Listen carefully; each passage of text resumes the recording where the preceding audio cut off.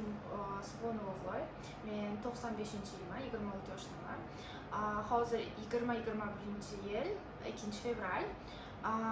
Tak. Boshida men 18 yoshimda Koreyaga o'qishga ketganman bakalavrda. Keyin Koreyada birinchi til kursiga qatnashib 1 yil, undan keyin 4 yil davomida bakalavrda o'qiganman. Kyongbuk National universitetida o'qiganman, natsional universitetda. Tak.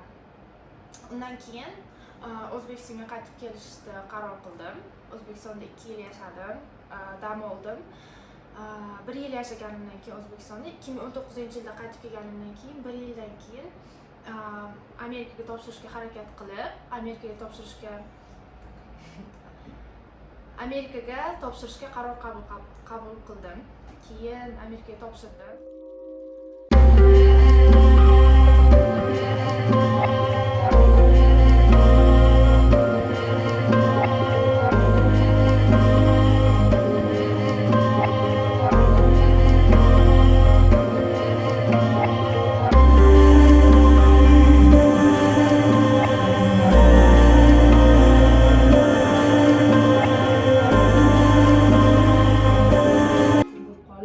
Ancha vaqtga qolib ketdim, 5-6 oyga. Undan keyin o'ylab ko'rib, karantin qachon tugaydi, qachon vaksina topiladi, o'sha narsalarni bilmaganligim uchun ham ko'p vaqt karantinda o'tirgan uchun odam siqilib qolar ekan. O'shaning uchun konsulskiy agentstvalar qidira boshladim, чтобы Amerikaga o'zim topshirganim bilan boshqa davlatga boshqa biron kishi meni o'rnimga qilishini xohladim dokumentlarni. Chunki Amerikaga topshirish ham oson bo'lmadi, qiladigan ishlar juda ham ko'p. O'sha vaqt o'zida, чтобы vaqtim ketmasligi uchun sentyabrda Funo Educationga keldim. Funo Educationga kelganimda bular hamma qanaqa universitetlar bor, nimalar bor, qancha scholarship, stipendiya, hammasini tushuntirib berishdi. Keyin qaysi universitetga topshirishim kerak ekan deb maslahat so'raganimda Kanada deyishdi. Keyin Kanadaga harakat qilib boshladik. Sentyabrdan boshlab уже o'qishga kirdim. Canada West, University of Canada West universitetiga topshirib, birga Funo Educationda Dilshoda bilan birga hamma protsessni boshladik. 1 oydan ko'proq vaqt ketdi o'qishga kirishga, 2 oychalar ketdi. Undan keyin application Kanadaniki onlayn Kanadani hamma boshladik. Birdaniga Funo Educationga kelganimdan sразу menga aytishdi, Kanadaga topshirish qiyin bo'ladi, qimmat, o'qishi ham qimmat, vizasi ham qimmat, dokumenti o'zi ham qimmat, rosa qimmatligini aytishdi. Lekin Kanada juda ham zo'r davlat deb hisoblaganligim uchun o'qishga kirganimdan keyin applicationni topshirib boshladik. Applicationga harakat qilib boshladik. Harakat qilganimizda to'g'risi juda ham qimmat. Hamma qog'ozi, bankovskiy счет $25,000 bo'lishi kerak ekan. Universitetga ham ko'rsatadigan, keyin Kanadani vizasi uchun ham kerak ekan. Undan keyin Kanadani vizasi o'zi 2 haftadan 4 hafta, 5 haftagacha chiqargan. Ichida protsessida, значит, nima bo'ladi? Boshida protsess, Kanadaga topshirish protsessi, vizasiga topshirish protsessi. Birinchi applicationda pulini to'laysiz, bu где-то $200 ga yaqin. Undan keyin ikkinchisi bu fingerprint, biometric fingerprint, qo'l izini olish kerak, lekin bizda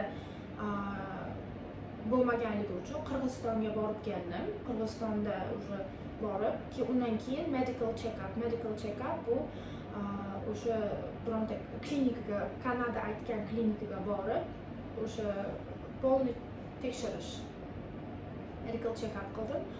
Tak, undan keyin значит, vizam chiqdi. Men Kanadaga viza oldim, viza berishdi. Pasportingni jo'natdi. Mana bu orqadagi bu biometrik значит qo'l izi bo'lar ekan.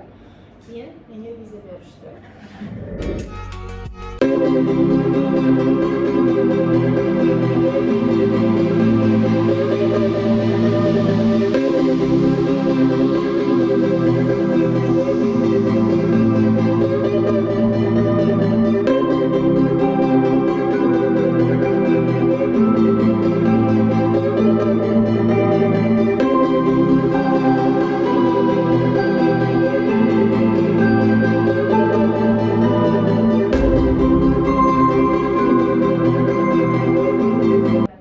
Bu DHL yoki FedEx'dan jo'natsangiz bo'ladi. Lekin jo'natguncha aniqlashtirib, точно qilib уже pasportingizni jo'natishingiz kerak. Chunki u tamojenada qolib ketgandan keyin hech kim chiqarib bera olmaydi o'zingizdan tashqari. Yoki pasport qaytib kelsa, qaytib borguncha уже viza beradigan vaqti ham tugab qoladi. Har bir protsesga o'zini vaqti bor. Masalan, fingerprint bo'lsa, qo'l izini olish uchun ham 60 kun bergan. Men bir haftada qildim. Keyin medical check-upga ham 60 kun berishdi, lekin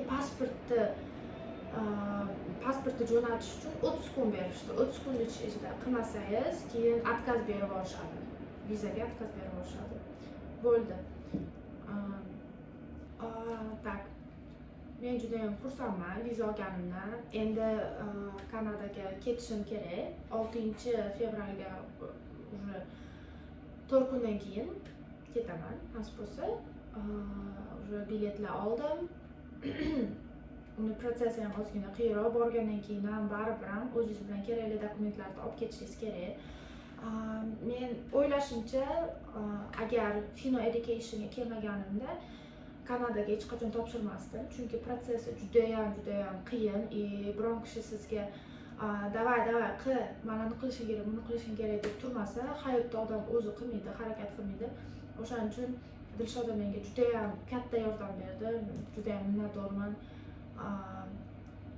Rostdan ham hamma detalgacha, hamma narsalarni aytib, tushuntirib, hamma narsani qilib yordam berganligi uchun xursandman. Vizam, pasportimni jo'natayotgan paytim, pasportingni jo'natgan O'zbekistonga yaqin bo'lgan davlatlarga jo'natgan deyishdi. Men Rossiyaga jo'natishga qaror qabul qilib, Rossiyaga jo'natdim. Rossiyaga jo'natgandan keyin u pochtada muammo paydo bo'lib qoldi. Qanaqa muammo? Pochtaga pasportingizni jo'natayotgan paytingiz ichiga solib jo'natayotgan paytingiz, Kanada o'zi sizga xat jo'natadi. O'sha xatni ichida mana shu odam pasportini posolstvoga jo'natsa bo'ladi degan xat. O'sha xatni bizda noto'g'ri qilib jo'natish, posilka qilayotgan payti orqasiga pasport solib, orqasiga yopishtirib jo'natish kerak bo'lgan ekan. Men jo'natayotgan paytim ishlashni bilmadim, lekin pochtadan jo'natayotgan paytim pochtadagilar aytishmadi. Meni pasportim Moskvadagi tamojenada Vnukovada qolib ketdi. Tamojenada 1 oy davomida Vnukovada qolib ketdi. Ular posolni o'zi, Kanadani posolstvosidagi ishlaydigan odam borib pasportimni olish kerak deyishdi. Boshqa iloji yo'q, yoki pasport qaytib keladi O'zbekistonga. O'sha vaqtda yangi yil bo'lib qoldi. Yangi yildan keyin 10 kun Kanadada, Rossiyada 10 kun davomida dam berishar ekan. O'shaning uchun 10 kun davomida ishlamadi. Undan keyin posol, конечно, olmaydi. Borib birovni pasportini olishmaydi. Shuning uchun keyin o'zim доверенность yozib berdim xatga. Просто PDF formatga A4 ga yozib berdim. Shunday men shunday Svonov o'g'li deb hammasini yozib berib, meni pasportimni jo'natishlaringizni so'rayman. O'sha posol jo'natgan posolni o'rniga men dovereniya so'z berdim. Dovereniya so'z bergandan keyin dovereniyada nima deb yozdim? Men sevimli o'g'loy, shunaqa situatsiya bo'lyapti. Iltimos, rus tilida yozdim. Iltimos, meni pasportimni qo'yib yuborishlaringizni so'rayman deb dovereniya yozib berdim. Yozib berganimdan keyin ular qo'yib yuborishdi. 3 kun ichida posolstvoga yetib bordi. Rossiyadagi Kanadani posolstvosi, Rossiyadagi posolstvosiga yetib bordi. Birdaniga qo'yib berishdi. 3 kun ichiga menga viza qo'yib berishdi. Viza qo'yib berishdi. Keyin уже qaytarib olguncha ham o'zim pulni to'ladim. Agar Rossiyaga jo'natadigan bo'lsangiz pasportingizda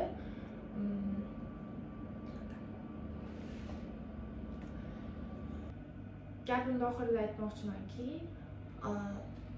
Funeral Educationga kelinglar, topshirib harakat qilib ko'rib, shu yerda konsullar hammasi konsultatsiyani bepul berishadi. Koreyaga, Germaniyaga, Kanadaga hammasi o'zingizni qo'lingizda.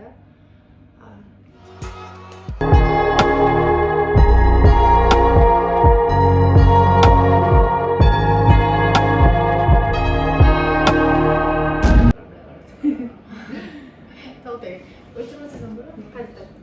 Niyat qilib emas, men o'shanday chiroyli gapirishga harakat qildim, lekin bo'lmay qoldi. Mayli, to'xtab turamiz. Tak. To'xtab turay. Sizga jo'natsam bo'lmaydimi? Yo'q, men ofisda olgim kelyapti. Zo'r qilib jo'natadi. Kanadadan jo'natasiz. Kanadadan-da, bu yerda boshqacha. Yo'q, uydan chiroyli qilib jo'natsam bo'lmaydi. Chiroyli chiqyapti mana. Mayli, to'xtang. Siz bo'lmasam aylanib keling, men gapirib eshitasiz. Mana uyalyapsizmi? Yo'q, uyalmayapman, просто gapim chalg'ib ana bu. Ha, bo'pti. Boshqadan boshlaymi?